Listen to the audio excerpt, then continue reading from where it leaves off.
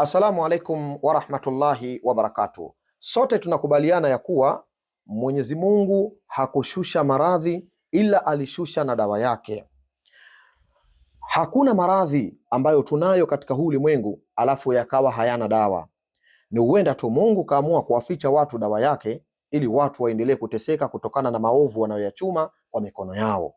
Ndio halisia na ukweli ndio uko hivyo, na maneno ya Mtume sallallahu alaihi wasallam si maneno ya uongo. Mtume anasema Mwenyezi Mungu hakushusha maradhi katika huu ulimwengu ila alishusha na dawa yake. Sasa miongoni mwa maradhi ambayo yanawatesa watu wengi, miongoni mwa maradhi ambayo yanawasumbua watu wengi mpaka mtu anafika hatua ya kukata tamaa kwa jitihada zake za kujitibu maradhi yale na haponi, ni maradhi ya husda, ni maradhi ya kijicho, ni maradhi ya uchawi. Haya maradhi ya aina tatu ni maradhi ambayo yashawafikisha watu katika hatua ya kukata tamaa. Yaani mtu ana kijicho au mtu ana hasad au mtu kafungwa kichawi. Kule kufungwa sio kesi, anajitahidi sasa kujitibu, lakini kila anavyojitibu anagonga mwamba. Kila anavyofanya jitihada za kupata matibabu kuondokana na hali ile anagonga mwamba, jambo ambalo linampelekea yeye anakata tamaa, jambo ambalo linampelekea naona sasa hapa inawezekana shida yangu mimi sio shida yenye kuwezekana, jambo ambalo si sahihi kwa mujibu wa imani yetu iliyotukuka, imani iliyokuwa sawasawa, kwamba ifike hatua wewe unaamini kabisa tatizo langu limekosekana utatuzi wake, ama halina tena njia ya utatuzi. Sio kweli ndugu yangu, iwe ni uchawi, iwe ni hasadi, iwe ni kijicho, hivi vitu vina dawa yake na vinatibika kwa idhini ya Allah subhanahu wa ta'ala. Sasa unajua wapi huwa unafeli? Kuna maradhi ambayo ukishayapata labda ya kijicho au umefungwa kichawi, kuna haya maradhi ambayo mara nyingi sana yanaelezewa sana especially humo mitandaoni, maradhi ya mtu aliyepigwa chale tochi. Unapokuwa umepigwa chale za kichawi, wachawi wamekuwekea alama katika alama zao. Alama zile zinawawezesha wao kuelewa na kujua kila nyenendo zako unazokwenda kujitibu na kufuatilia matibabu mbalimbali ili uweze kupona. Wao wanajua, wanaanza kukuharibia yale matibabu mapema kabla yako wewe kupata faida na yale matibabu uliokwenda kuyafanya. Sasa hili linawapelekea watu wengi kukata tamaa, kwa sababu mtu kashatibiwa miaka 20, miaka 15, wengine mpaka miaka 30, mtu anapambana tu na matibabu lakini bado haoni natija yale matibabu. Hali yake iko vile vile, kama ni ugumu basi ugumu uko vile vile, kama ni kazi vile vile, kama ni ndoa vile vile, kama ni maradhi basi ni vile vile. Mtu anateseka, anahangaika miaka na miaka mpaka anakata tamaa, na kukata tamaa ni kukufuru kwa Mwenyezi Mungu, kwa sababu Mungu ametukataza kukata tamaa. La taqnatu min rahmatillah, usikate tamaa katika rehma za Mwenyezi Mungu subhanahu wa ta'ala. Sasa mimi nakwambia ndugu yangu, usije ukakata tamaa. Hakuna maradhi ila Mwenyezi Mungu subhanahu wa ta'ala ameshusha dawa yake, na mimi sitoacha kuwapa njia mbalimbali, especially wewe ndugu yangu ambaye umehangaika muda mrefu kutafuta matibabu, umejitahidi sana, una jitihada. Usikate tamaa ndugu yangu, hizo jitihada zako Mungu anaziona. Si kana kwamba Allah haoni hizo jitihada zako, sio kana kwamba Mwenyezi Mungu haoni unavyopambana. Uwezi kujua njia gani Mungu atakupea kwa hiyo njia. Kwa hiyo usiache kupambana. Dua unazijua, soma. Uradi unazijua, soma.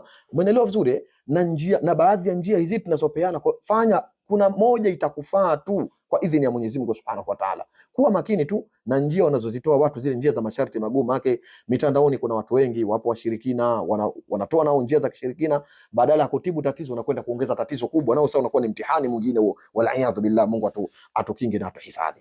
Sasa leo nimekuandalia moja katika the best way nzuri sana. Hii njia ukiitumia utatibika tu matatizo yako kwa idhini ya Mwenyezi Mungu Subhanahu wa Ta'ala. Njia nyepesi sana hii ninakupa, yatatibika matatizo yako kwa idhini ya Mwenyezi Mungu Subhanahu wa Ta'ala. Na hapa nakusudia matatizo ya kimwili, nakusudia una hasadi, nakusudia una kijicho, nakusudia una uchawi, umefungwa kichawi, una maradhi ya hasadi, una maradhi ya kijicho na una maradhi ya uchawi, na umeshapambana na hivi vitu muda mrefu, lakini havisikii dawa wala havisikii kisomo.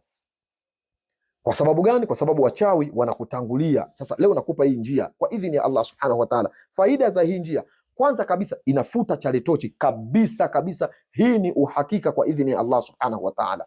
wala usiwe na wasi hata kidogo. Njia hii inafuta kabisa chale tochi. Kama umewekewa signal na wachawi wamekuwekea signal, wanakuona kila nyenendo zako, hii njia ni kiboko kabisa kabisa kabisa kwa kila mwenye chale tochi, inafuta kabisa. Lakini pia njia hii itakusaidia kuondosha yale mazito na magumu yaliyokuwa katika mwili, giza la mwili, minyororo uliofungwa ya kichawi, maagano ya kichawi ulioingizwa maskini ya Mungu pasi na wewe kujua. Hii njia ninayokwenda kukufundisha kwa idhini ya Mwenyezi Mungu Subhanahu wa Ta'ala itakutendea miujiza na itakufanyia maajabu makubwa makubwa makubwa sana. Kama mwili wako umeshaukatia tamaa, unaona huu hauponi, basi nisikilize vyema katika hii njia ninayokwenda kukufundisha kwa idhini ya Mwenyezi Mungu Subhanahu wa Ta'ala. Tafuta hivi vitu 7 nitakavyovitaja hapa. Tafuta hivi, ni vyepesi, vinapatikana. Unajua mimi dawa zangu mara nyingi nakupa ndugu yangu, unaweza ukaona mbona ni dawa za kawaida, lakini wallahi wanaozitumia kwa imani na yakini, wallahi wanajua balaa la hizi dawa ninazowatajia. Tatizo ni nini? Tatizo wengi wao mmeshakata tamaa. Yani mtu anakwenda kufanya jambo hali ya kuwa kakata tamaa. Sasa huyu kufanikiwa inakuwa ni ngumu sana. Wewe rudisha imani yako kwa Mungu, alafu ujua Mwenyezi Mungu, hizi ni sababu tu sisi tunatoa, ila mtibuji ni Mwenyezi Mungu Subhanahu wa Ta'ala, alafu utaona matokeo yake. Sasa tafuta gome la msaka uchawi. Kuna dawa inaitwa msaka uchawi, usitafute ya unga, tafuta gome lake.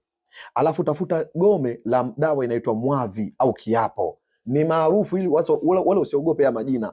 Usipoona majina ukaogopa, kwa dawa zipatikane, zinapatikana kabisa kabisa, wala usiwe na wasi. Gome la msaka uchawi, gome la kiapo au mwavi, tafuta gome hilo. Alafu baada ya hapo chukua majani kama kilo 1 hivi, majani ya mdimu yale, ule mti wa mdimu ama mlimao, chukua majani yake. Ukishachukua majani yake, kanunue dawa hii inayoitwa Halmiti. Nafikiri unaijua, iko menthol, inavuma hivi kama Vicks.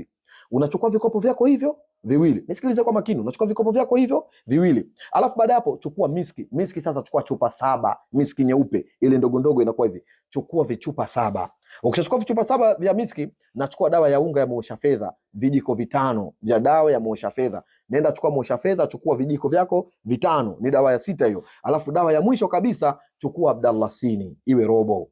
Chukua Abdallasini robo ya magome, lakini iwe Abdallasini ya magome robo, usichukue ya unga. Chukua Abdallasini ya magome robo.